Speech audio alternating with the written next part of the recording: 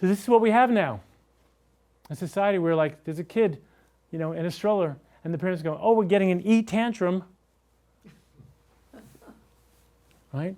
So I'm asking you to really understand that when you're all on these devices or when you're all reacting to each other so quickly, even if you're not on a device, and you just jump right in because you think you have something to teach them, and you're not creating spaciousness in your home, like just to let things be, here's what happens. It really messes with their brain development.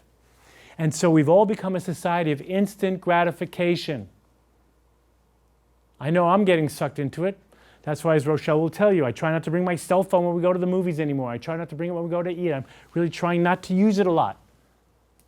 Not that I know how. I hate these things, And I just know that they're starting to change the way my brain works. Everybody wants things right now. How many of you have sons that want things from you right now? How many of you say, but you don't understand. My friends need to know right now if they can come over. And you want to talk to me? They need to know right now. You get that kind of stuff? Frantic, crazy? How many of you have sons where you go, sweetie, it's time for dinner. You worked your butt off to make dinner, and they're on their game going, don't bother me now. I'm on some game with some dude in Japan, and I got to kick his ass right now. Anybody besides? Okay. See? That's what you're up against. That's what you're up against. And here's what's going on neurologically. The brain, and I teach a course on neuroscience of stress management. I know a little bit about this. The brain, humans are not able to adapt to the changes that are going on in the world right now.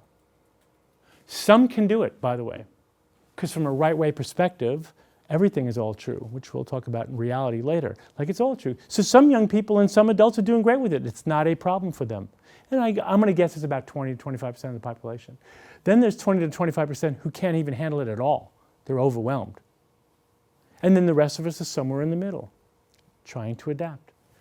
But there's a process to really learn something. It's called assimilation. First you have to hear it from an adult, if you're a boy or young man, who's calm. It has to first go in. It has to be assimilated and go to certain parts of the brain where it can be heard the way you're intending it. Then there's integration. They need time to figure it out or understand it, and then they need to go practice it. This is what's missing. This is the core of my message. It's not your fault that the world is changing technologically so fast. And the way you speak to your children needs to change, which I will be teaching you, if you want their brains to get it.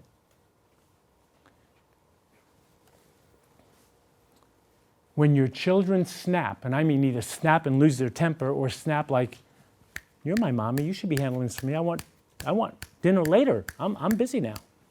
I'm encouraging you to no longer jump. Make that go away.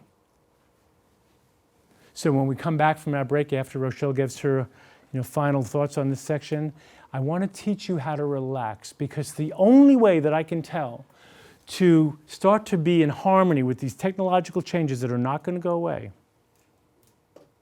the only way that I had to learn not to react to Suzanne or my kids back in the day, and by the way, the only way, and I say this most profoundly in front of you as new friends, family, the only way that I was going to be as enlightened and as happy and as joyful as I could be, and I have never been happier, more joyful, and more enlightened, is because I had to learn